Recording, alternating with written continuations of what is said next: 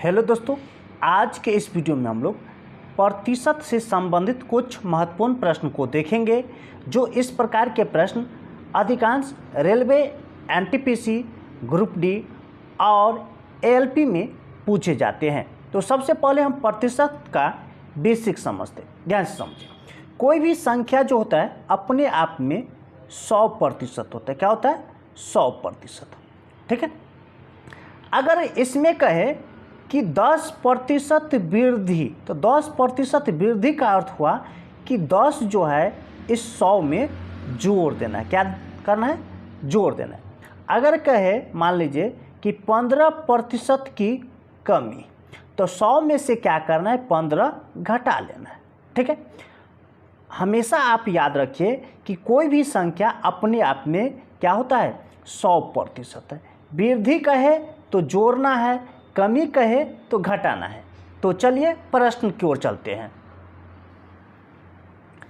अब यहां पर देखिए कह रहा है कि एक छोटे से साबुन कारोबार में विपणन पर 10%, कर्मचारियों को वेतन पर 65% और कच्चे माल पर 25% खर्च होते हैं। यदि व्यापारी कुल वेतन 65,000 रुपया देता है तो उसका विपणन पर खर्च कितना है? ध्यान से समझिए। कई लोग यहाँ पर क्या करते हैं जल्दबाजी में, ये जो 65,000 है, ठीक है, इसको बराबर कर देते हैं इन तीनों को योग के बराबर। यानी क्या बोले अभी कि कोई भी वस्तु अपने आप में 100% होता है। तो यहाँ पर देखिए कुल वेतन देखने से क्या करते हैं, इस तीनों को जोड़ करके 65,000 को भाग कर देते हैं। लेकिन ऐसा नहीं करना है। यहाँ पर ध्यान से समझिए, व्यापारी कुल वेतन 65,000 देता है। तो यहाँ पर देखिए ये जो है 65% वेतन है। तो ये जो है 65% 65,000 के बराबर है। ठीक है। तो ये दोनों बराबर हुआ, यानी 65,000, ठीक है, जो है 65% के बराबर है। 65,000 65% के बराबर है। ठीक है। हमें क्या निकालना है? विपणन। यानी विपणन कितना? 10% हमें निकालना है। तो 1% हमें निकालना है। तो 1% बराबर कितना? 65,000 बट्टा 65%। हमें निकालना है कितना? 10% विपणन पर ना, तो इसीलिए 10% तो बराबर 65,000 बट्टा 65% गुने 10%।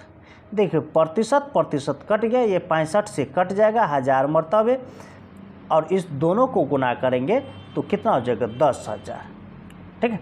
ये आपका ए नंबर हो जाएगा। चलिए शॉर्ट विधि में कैसे निकालेंगे ये सीखते हैं।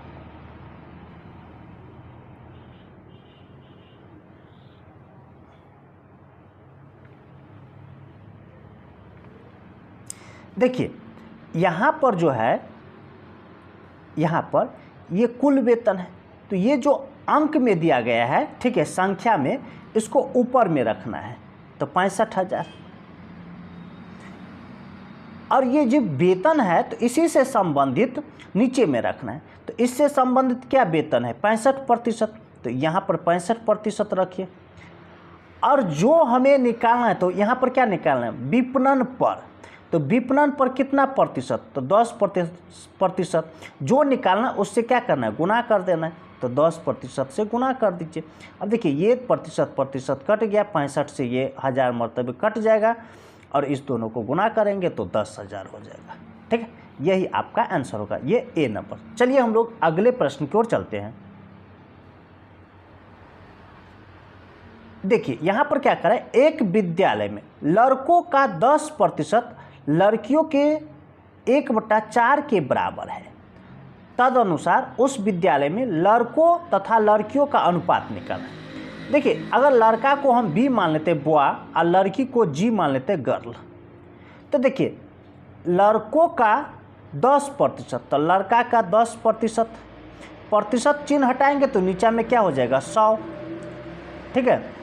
बराबर कह रहा है लड़कियों का, तो गर्ल का कितना? 1/4। दोनों बराबर है। यहाँ पर प्रश्न में कह रहा है कर दिए। देखिए 0 से 0 कट जाएगा, ठीक है।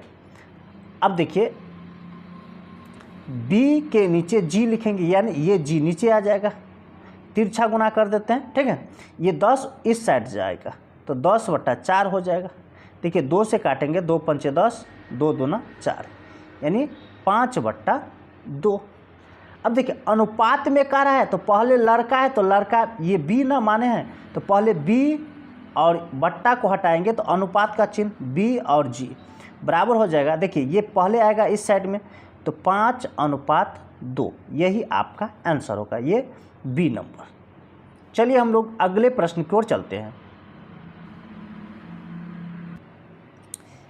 100 रुपये की एक वस्तु की कीमत पहले 10% बढ़ा दी जाती है, तत्पश्चात 10% और बढ़ा दी जाती है, तदनुसार कुल वृद्धि कितने रुपये की हो जाती है। ध्यान से समझिए, अभी हम इस 100 को छोड़ देते हैं, ठीक है, इस 100 को छोड़ के चलते हैं। जब कीमत में, वस्तु के कीमत में, यानी एक ही वस्तु के लगातार कीमत में वृद्धि या कमी होने पर, ठीक है, निकालेंगे। जब कीमत की बात होता है, लगातार कीमत की बात, यानी एक बार बढ़ा या घटा हो, एक बार फिर बढ़ा या घटा हो। देखिए यहाँ पर भी बढ़ा, यहाँ पर भी बढ़ा, तो उस स्थिति में हम सूत्र लगाएंगे क्या, इसको अगर हम x मान लेते हैं और इसको हम y मान लेते हैं तो देखिए प्लस माइनस x और फिर प्लस माइनस y और फिर प्लस माइनस, ठीक है, x इंटू वाई बट्टा में 100 करेंगे। अब बोलेंगे कि प्लस मतलब क्या हुआ, प्लस मतलब हुआ वृद्धि है, जैसे यहाँ पर बढ़ा है तो प्लस लेंगे और कमी रहता तो माइनस लेते, यानी माइनस लेंगे कमी के लिए। तो अब यहाँ पर देखिए, यहाँ पर क्या है, वृद्धि है, 10% वृद्धि तो प्लस लेंगे 10। अब देखिए, अब यहाँ पर देखिए, यहाँ पर भी 10% क्या है, वृद्धि है, बढ़ा दी जाते मतलब प्लस लेंगे, अगर कमी रहता तो माइनस लेते, तो यहाँ पर भी प्लस 10। अब देखिए ये प्लस हुआ, एक चीज़ ध्यान दीजिए, यहाँ पर क्या है, गुना का चिन्ह है, x गुने y है, तो यहाँ पर प्लस और यहाँ पर प्लस, तो ये दोनों का चिन्ह क्या हो जाएगा, प्लस गुने प्लस, तो प्लस से होगा। अगर यहाँ पर माइनस रहता आ गुने माइनस, यानी यहाँ पर कमी यहाँ पर कमी, तो दोनों क्या हो जाता है, प्लस हो जाता है। माइनस गुने प्लस रहेगा तो क्या हो जाएगा, माइनस हो जाएगा। इसी तरह प्लस गुने माइनस रहेगा तो क्या हो जाएगा, माइनस हो जाएगा। इस तरह से आपको हल करना है। तो देखिए यहाँ पर प्लस, यहाँ पर प्लस, तो प्लस लेंगे और 10 गुने 10, 10 गुने 10 कर देंगे बट्टा में 100, 0 से 0 कट जाएगा, 0 से 0 कट जाएगा, तो ये हल करके कितना आ जाएगा, 21 टोटल, यानी 21% का वृद्धि होगा। ये क्या हो जाएगा, वृद्धि, यानी वृद्धि या कमी प्रतिशत निकालना। क्या निकालना है, वृद्धि या कमी प्रतिशत। तो देखिए ये प्लस में आया तो वृद्धि हुआ, प्लस में आया क्या क्या हुआ, वृद्धि हुआ।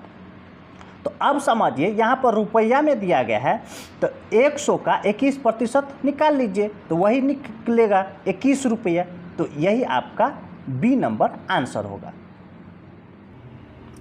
चीनी के मूल्य में 25% की वृद्धि होने से कोई व्यक्ति उस पर आने वाले खर्च को कितने प्रतिशत से बढ़ा या घटा दे कि उसकी खपत 20% बढ़ जाए। देखिए यहाँ पर क्या है, ये कीमत है, ठीक है, ये खपत है और यहाँ पर खर्चा मान लेते हैं। एक ही वस्तु का जैसे यहाँ पर चीनी की बात हो रहा है तो देखिए कह रहा है कि 25% वृद्धि, मतलब कीमत में वृद्धि। अब कह रहा है कि खर्च को कितने प्रतिशत से बढ़ा दिया या घटा दिया जाए, खर्च की बात हो रहा है, ठीक है। एक ही वस्तु का कीमत, खपत और खर्च की बात हो तो वहाँ पर हमेशा आप याद रखना कि वहाँ पर वही plus minus x plus minus y और plus minus x into y वाला x इंटू वाई बट्टे 100 वाला सूत्र लगाना है, ठीक है। अब देखिए यहाँ पर 25% वृद्धि, ठीक है, मतलब क्या, प्लस 25, और यहाँ पर क्या करा है कि उसकी खपत 20% से बढ़ा दिया जाए, तो प्लस 20 और प्लस प्लस तो प्लस होता है, तो 25 गुने 20 बट्टा में 100। देखिए 25 चौका 100, 4 से 4 पंचे 20, इस दोनों को जोड़ेंगे तो कितना हो जाएगा 45। अब 45 में 5 जोड़ेंगे तो कितना हो जाएगा 50, यानी 50 प्लस में आया तो वृद्धि हो गया, अगर माइनस में आता तो कमी होता। तो उसकी क्या करें, खर्च को कितने प्रतिशत से बढ़ा या घटा दिया जाए, तो 50% से खर्च को बढ़ाना पड़ेगा। ये आपका बी नंबर। चलिए हम लोग अगले प्रश्न की ओर चलते हैं। देखिए, किस संख्या का 25/3% 150 होता है। मान लेते हैं कि x का, ठीक है, 25/3%, प्रतिशत चिन्ह हटाएंगे तो क्या बोले हैं कि 100 से भाग देना पड़ता है, 100 से भाग देना पड़ता है। तो नीचे में हो जाएगा 100, ठीक है, भाग देंगे तो बराबर 150। देखिए काटने वाला काट दीजिए, 25 छक्के 150, तो x बराबर सभी को गुना कर दीजिए तो कितना हो जाएगा, ये तिरछा गुना करेंगे 6 × 18 × 100 तो 1800। यही आपका आंसर होगा, ये डी नंबर। देखिए, किस संख्या के 30% का 15% 18 है, तो संख्या क्या होगी। तो मान लेते हैं कि संख्या x है, इसका 30%, तो 30/100, प्रतिशत चिन्ह हटाएंगे तो 100 नीचे में, फिर का 15%, इसका भी का 15/100 हो जाएगा। ये कह रहा है कितना 18 है, ठीक है। देखिए 0 से ये 0 कट जाएगा, 3 से 3 × 3, 3 × 6 18, फिर काटिए 3 से 3 × 5 15, 3 दूना 6, अब तिरछा गुना कर लीजिए, ठीक है। फिर ये देखिए 5 × 5, 5 दूना 10, तो x बराबर हो जाएगा तिरछा गुना करके 2 दूना 4 और गुने 100 तो 400 हो जाएगा। ये आपका सी नंबर। चलिए हम लोग अगले प्रश्न की ओर चलते हैं।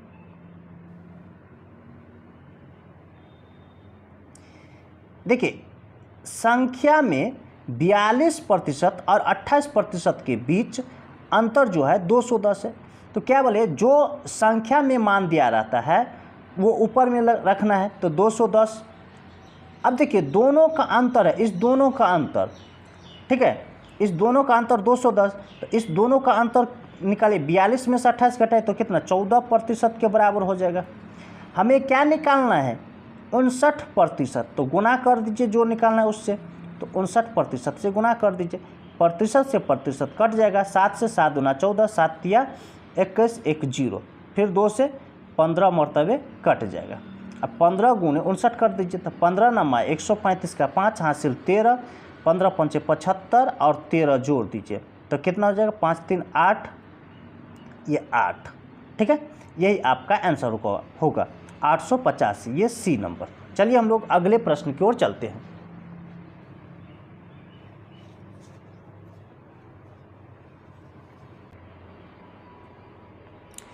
कोयले का मूल्य 20% बढ़ता है तो उपभोग को कितना प्रतिशत कम कर दे कि उसके खर्च पर बढ़ोतरी न हो। ध्यान से समझिए, जब एक ही वस्तु का कीमत, ठीक है, खपत और खर्च की चर्चा हो, ठीक है, तो कौन सा सूत्र लगाना है, ध्यान से समझिए।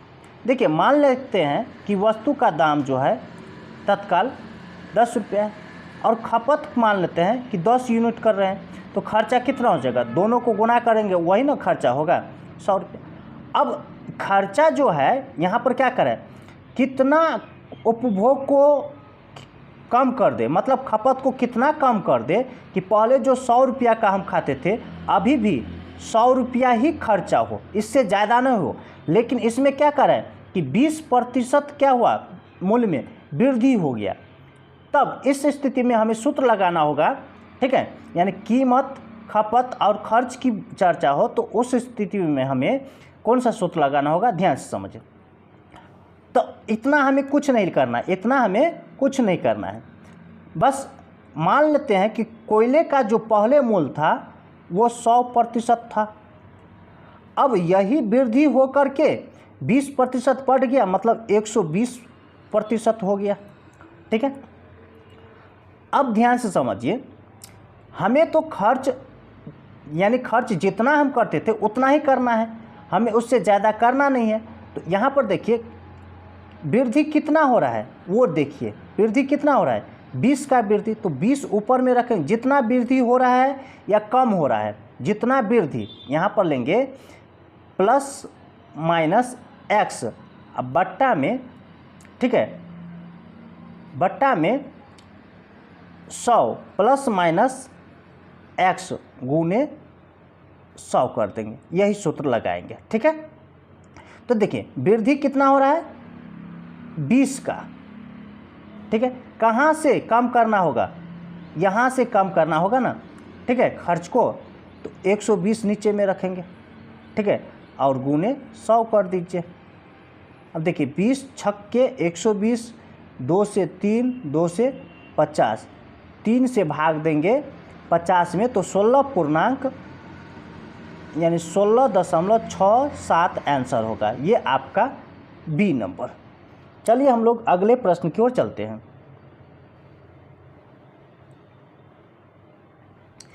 यहाँ पर देखिए कह रहा है कि छात्र को परीक्षा में उत्तीर्ण होने के लिए 40% अंक लाने थे। उसने 133 अंक लाए तथा 67 अंकों से अनुत्तीर्ण घोषित किया गया। तो कुल पूर्णांक मान लेते हैं यहाँ पर परीक्षा में 100 का होगा, 100% का। ठीक है, अब देखिए 40% अंक पास होने का मार्क था 40%, और उसने लाया 133, फिर भी कह रहा है कि 67 अंक से फेल हो गया। मतलब इसमें अगर 67 जोड़ दे तो 40% के बराबर हो जाएगा। ठीक है, तो इस दोनों को जोड़ करके ऊपर में रखिए, तो 7 3 10 हासिल 1, 6 3 9 1 10 हासिल 1 2, यानी 200 जो है इस 40% के बराबर हो गया। तो 40 से भाग करना है, हमें क्या निकालना है 100% निकालना है। तो गुने 100 से क्या करना है, गुना कर दीजिए। देखिए प्रतिशत कट जाएगा, देखिए 0 से 0 कट जाएगा, 4 1 4 4 5 20, 5 गुने 100 यानी 500। ये आपका सी नंबर। चलिए हम लोग अगले प्रश्न की ओर चलते हैं।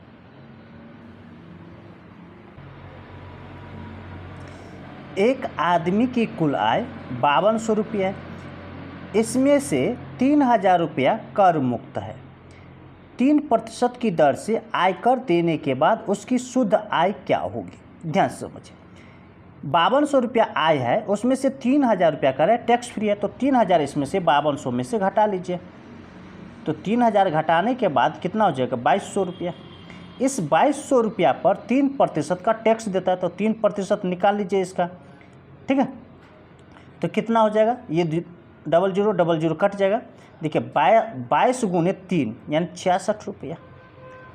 अब समझिए ये क्या है, कुल है आय, तो इसमें से 66 घटा लीजिए। तो 5200 में से 66 घटा लेंगे, तो 10 में से 6 घटेगा तो 4, 9 में से 6 घटेगा तो 3 1 5, यानी आयकर देने के बाद उसकी शुद्ध आय क्या होगी 5134। ये आपका सी नंबर। इसी तरह का ट्रिक पाने के लिए हमारे चैनल को सब्सक्राइब कीजिए, लाइक कीजिए और अपने दोस्तों के साथ शेयर ज़रूर कीजिए। फिर मिलते हैं अगली वीडियो में, तब तक के लिए धन्यवाद।